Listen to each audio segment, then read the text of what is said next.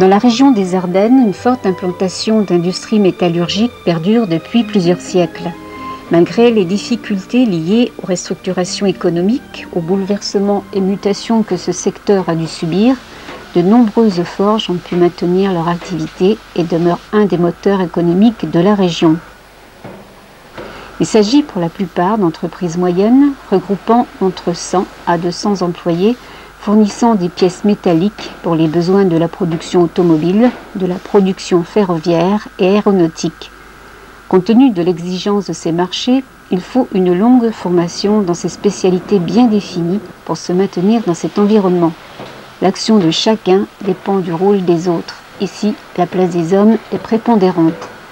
Voilà pourquoi un accent particulier est porté dans ce secteur sur la prévention des accidents du travail. Cependant, malgré toutes les précautions prises pour réduire ce risque, 292 accidents ont été enregistrés dans l'activité forge sur le département des Ardennes au cours de l'année 2003.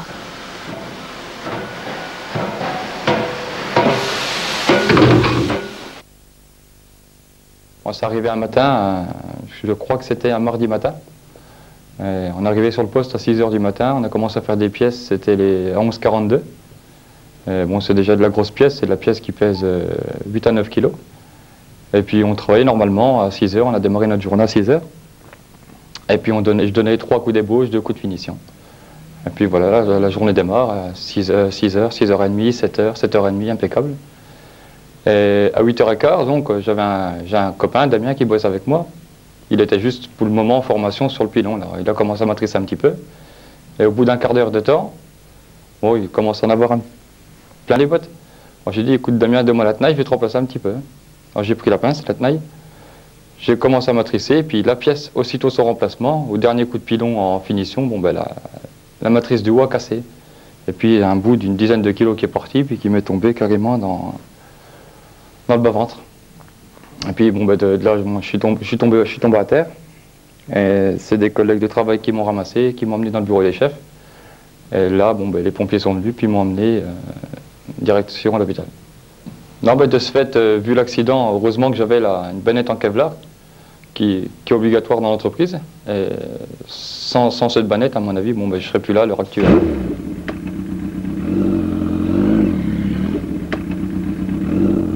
L'usage et l'expérience ont permis de développer des équipements de protection en fonction de toutes les activités.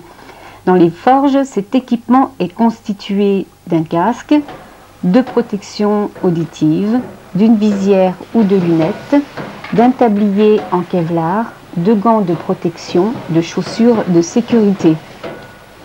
Cet équipement contribue grandement à réduire les accidents causés par des chocs, par des projections, ainsi que les coupures et les brûlures. Dans son environnement, le forgeron doit toujours se souvenir que faute de cet équipement, un incident peut devenir un accident. Je travaillais sur un pilon et j'étais en train de graisser. Il y a un morceau de lapin qui est parti et je l'ai pris en bas du ventre et j'avais pas de tablier de protection. Disons qu'on en mettait, mais c'était pas des tabliers en Kevlar, quoi. Alors bien sûr, quand j'ai pris le morceau de lapin, ça fait carrément un trou dans la bannette et moi j'ai été recousu en bas du ventre et tout. Et maintenant, je me rends bien compte que finalement, avec un tablier en Kevlar, il y a pratiquement aucun risque, quoi. Pour au moins être sûr de, le soir, de pouvoir rentrer chez moi, en famille et tout, sans finir à l'hôpital. Je devais régler en largeur, parce que j'étais déporté.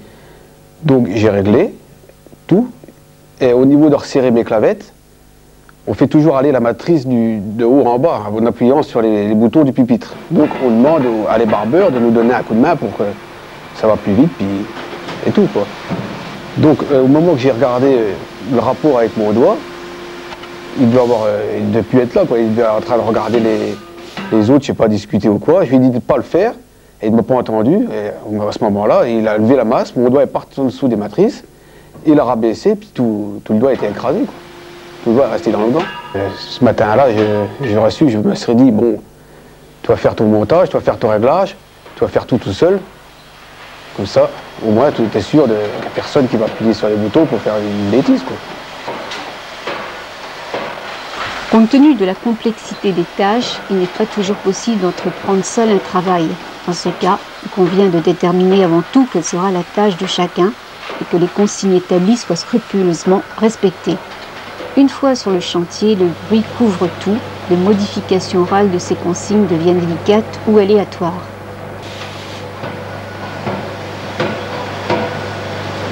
Au cœur du bruit, tout message d'alerte risque de se perdre. Voilà pourquoi les périmètres de travail et les espaces de déplacement sont clairement balisés.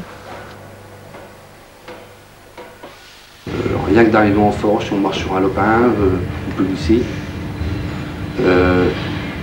Porter toujours ses équipements de protection, surtout les lunettes, surtout les lunettes à casque.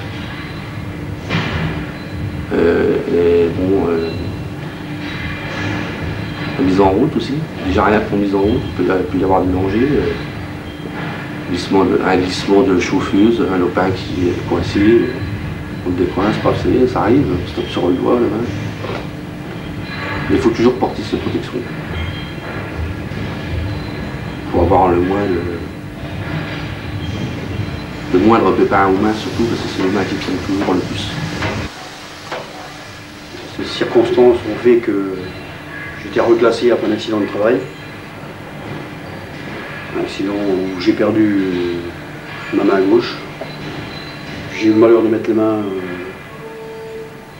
sous la machine alors qu'elle était en mouvement, malgré qu'il n'y avait pas de danger du fait que la pédale était inactive. Mais bon, l'accident s'est produit et c'est comme ça, c'est difficile. L'accident a servi à faire des corrections de la façon dont on travaillait et on a supprimé une méthode de travail qui était dangereuse, qui s'avérait dangereuse après. Parce que, bon, je vous ai dit, si j'avais pas fait ça, si je n'avais pas travaillé comme ça, ça ne serait pas arrivé. Donc il y a eu un changement. C'est des accidents qui font progresser la sécurité. Malheureusement, c'est ce qui fait avancer la sécurité, quelque part. Si on n'avait pas travaillé comme ça, ça ne serait pas arrivé. C'est vrai que je pense qu'il faut faire attention. C'est pas rentrer dans des gestes automatiques. Éviter il faut que la sécurité soit en permanence dans la tête des opérateurs. C'est quand on fait des montages ou des démontages, on retire les matrices et il y a des graines dessus. Et on prend la masse pour les enlever. Et des fois, il faut taper fort parce que le grain est fort bloqué. Et c'est là qu'il y avait un bout d'éclat. Le masque est parti, puis qui est venu passer en dessous de ma visière, puis qui m'a ouvert la joue. Moi, je dis que l'estampeur, de toute façon, il devrait avoir toujours sa visière, pas de lunettes. Les équipements de protection, les consignes de sécurité concourent à réduire les risques du travail. Cependant, malgré toutes les précautions prises, l'accident peut toujours survenir et s'il survient, il faut pouvoir faire face rapidement à la situation. C'est pour répondre à ce besoin que sont formés dans chaque entreprise des sauveteurs secouristes du travail. Mais on y arrive ça. Et le blessé, il est blessé, hein. Faut s'en occuper, quoi. Faut faire du bien, quoi. Donc vous êtes là pour ça. Bien. Le menton, voilà. Allons-y, tenez bien le menton, tenez toujours vos yeux, voilà. Respire bien, 10 secondes, on est bien d'accord? 10 secondes. Vous avez combien de souffles? 3. Parfait. Tout va bien. Enfin, tout va bien. Vous pouvez lui dire ça, tout va bien, c'est vrai. Tout va bien, Daniel, il n'y a pas de problème. C'est aux sauveteurs secouristes du travail que revient le rôle de gérer la situation en attendant les secours. Par leur formation et leur expérience, ils sont en mesure d'identifier la nature du risque, d'en extraire la victime, de protéger les lieux et les personnes pour qu'à un accident ne se rajoute pas un suraccident. Je raconte le troisième. Moi, j'en ai vu un troisième. Il y a eu un glissement sur la chauffeuse. Donc ça veut dire que la chauffeuse, elle s'arrête. Et on est obligé de monter sur la chauffeuse, voir ce qui se passe, pour remettre cette machine en route. Et en redescendant de celle-ci, il y avait un lopin qui traînait par terre. Et quand j'ai descendu, j'ai mon pied qui s'est mis sur le lopin, puis j'ai le pied qui s'est tordu, quoi. Donc le plâtre pendant 2 mois. Donc c'est pas mal, quoi. On fabrique des pièces pour l'automobile, donc nous on fait les pièces, on les forge, donc il faut qu'on regarde le rapport pour voir si les pièces sont bonnes, regarder s'il n'y a pas de la calamine qui reste sur les pièces parce que les clients n'en veulent pas, les épaisseurs, tout ça, quoi.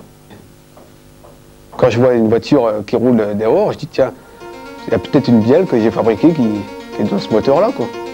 Même moi, j'ai une voiture que c'est peut-être pas qui a fait la bielle. Donc très fier.